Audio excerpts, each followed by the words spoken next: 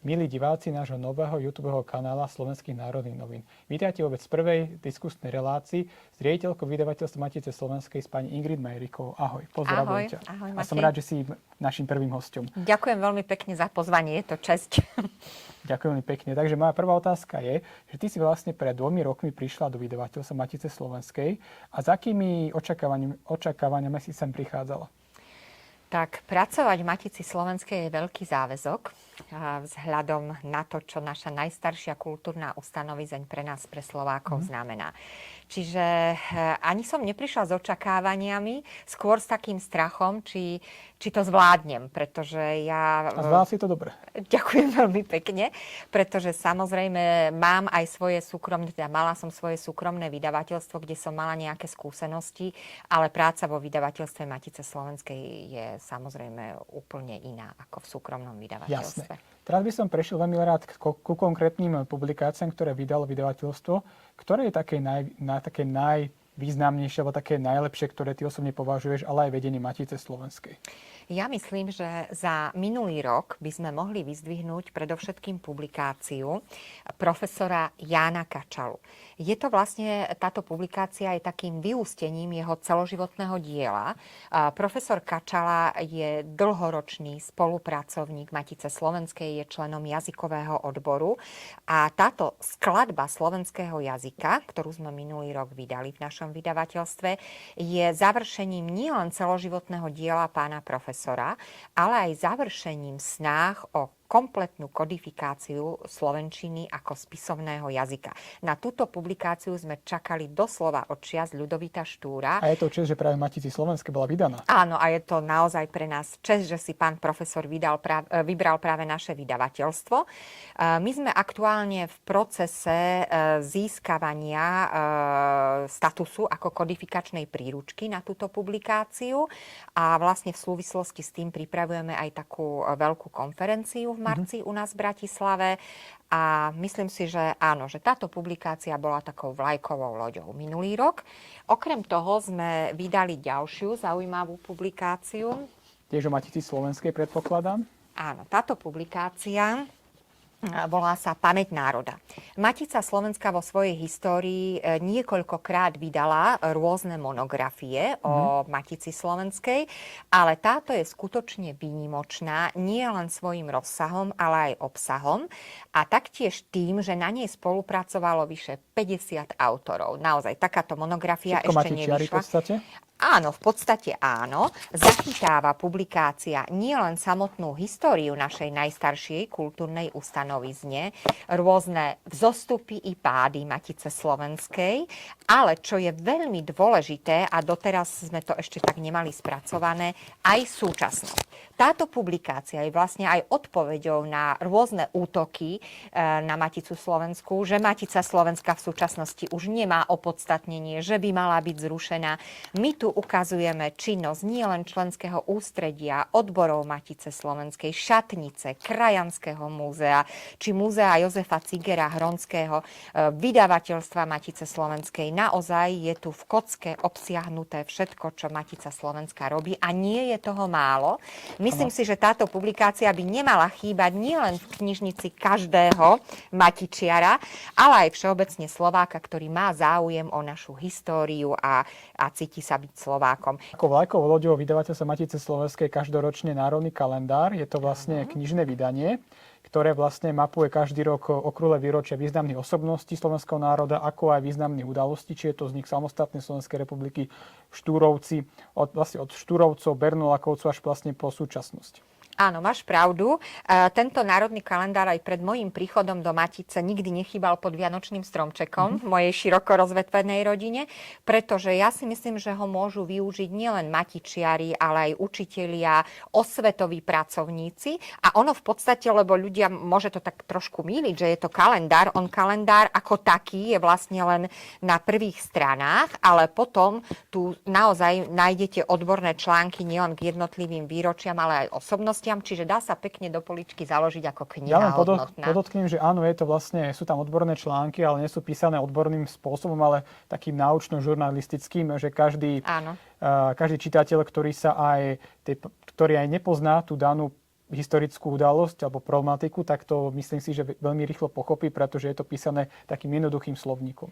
A ja opäť marketingovo podotknem, že ho máme aktuálne v promo akcii za 3,50. Ešte ma napadlo, čo sa týka vydavateľstva, tak ty ako riaditeľka vydavateľstva si vlastne pomohla našim slovenským krajanom, či už v Poľsku alebo na Dolnej zemi, konkrétne v Rumunsku, v Srbsku a Maďarsku, dodaním kníh teda pre tamojšiu mládež, ktorá, ako mi bolo známe, v tých knižniciach sa nachádzali veľmi staré knihy, viac ako 50 rokov a vďaka tvojej iniciatíve teraz majú naši krajania lepšiu literatúru z nášho rodného Slovenska a tým pádom sa môžu naďalej vzdelávať a čítať v rodnom slovenskom jazyku, čo je veľmi dobré.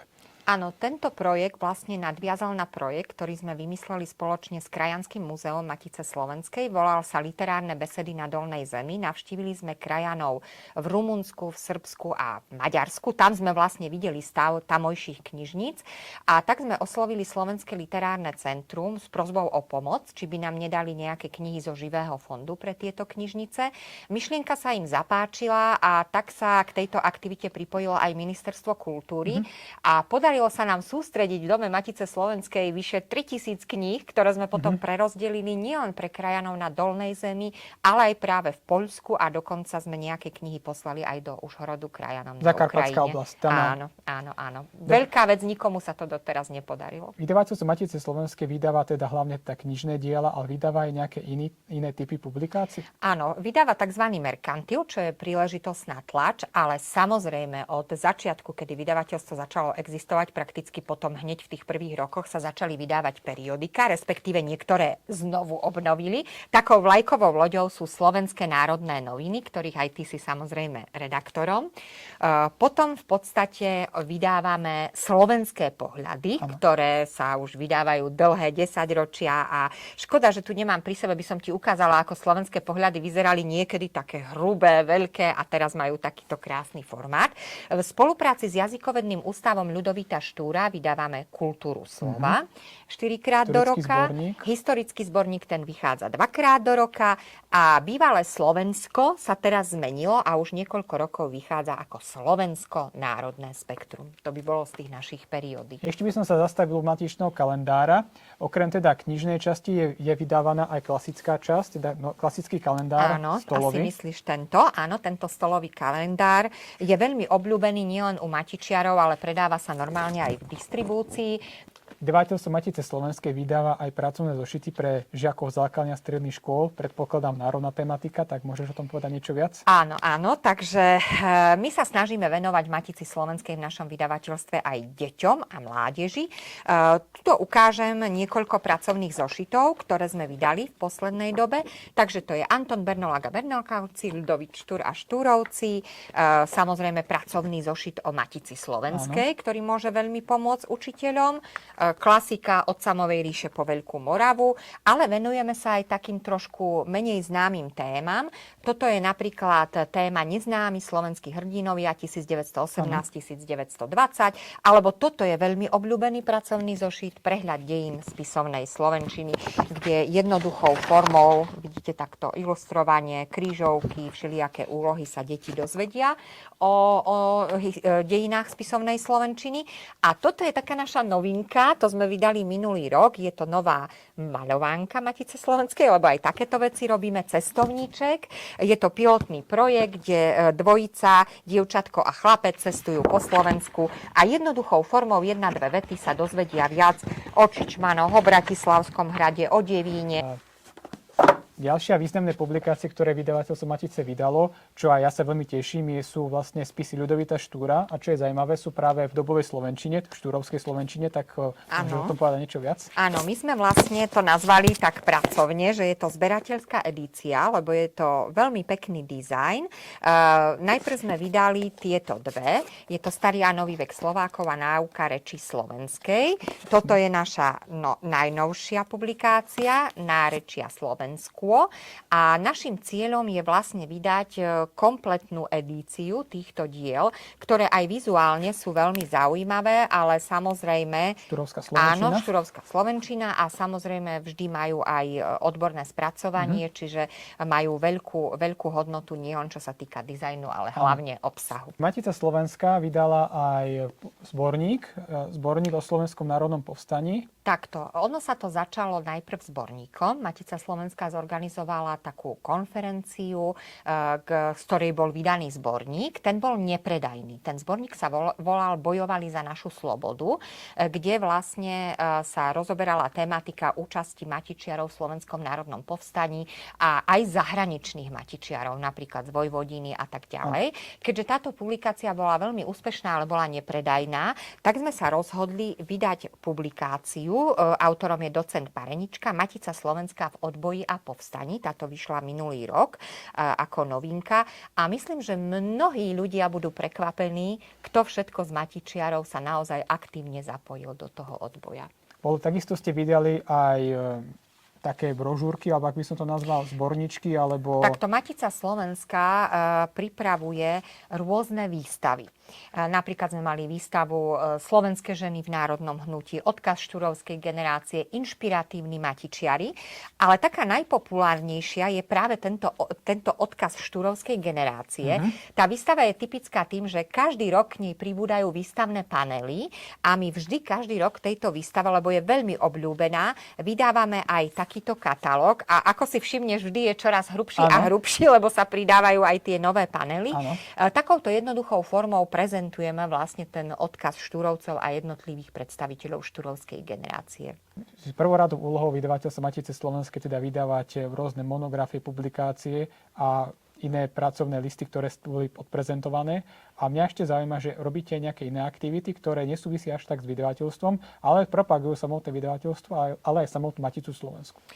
Áno, žijeme v takej dobe, že darmo my budeme vydávať dobré, kvalitné publikácie, keď sa o nich nikto nedozvie. Pretože to potom ako keby sme nič nevydali. Takže jednou z mojich takých myšlienok, keď som nastúpila ako riaditeľka do vydavateľstva, bolo, že musíme toto vydavateľstvo trošku zviditeľniť medzi širokou verejnosťou. Takže my sa snažíme, každá nová publikácia, ktorá vyjde, aby sme ju slávnostne uviedli do života a následne vyzývam autorov, aby aj aktívne pristúpili k propagácii, čiže zúčastňovali sa rôznych besied, v čom my im samozrejme veľmi radi pomôžeme. Ďalej sa zapájame aktívne do rôznych projektov. Napríklad spolupracujeme so súťažou Prečo mám rád slovenčinu, Prečo mám rád Slovensko. Minulý rok sme zorganizovali literárne besedy na Dolnej Zemi. Akým spôsobom sa všetky vydané publikácie z vydavateľstva Matice Slovenskej dostávajú ku každému čitateľovi? Áno, my sme ešte pred 2,5 rokom mali jedného výhradného distribútora.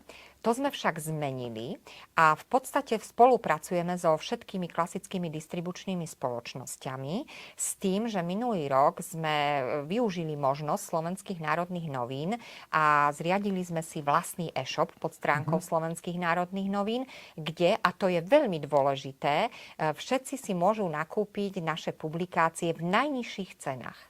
Naozaj, niektoré ceny sú veľmi dobré, takže pozývame vás, aby ste náš e-shop na stránke Slovenských národných novín navštívili. A čo je ešte dôležité, podarilo sa nám v Bratislave v Dome Matice Slovenskej zriadiť medzisklad, kde si môžu aj záujemcovia kúpiť naše knižné tituly. A výhodou nášho e-shopu je aj to, že nielen poštou si môžete objednať knihy a časopisy, periodika, ale môžete si ich vyzdvihnúť aj priamo v Martine alebo v Bratislave. To je taká, myslím, celkom vec, ktorá zaujala našich potenciálnych kupujúcich. Ja sa ti chcem na záver veľmi pekne poďakovať, že si našla čas a bola si teda prvým hosťom nášho nového YouTubeového kanála, ale aj našej novej relácie v rámci Slovenských národných novín. Ďakujem ti ešte raz. Matej, ďakujem veľmi pekne za pozvanie a srdečne pozdravujem čitateľov Slovenských národných novín. Ďakujem.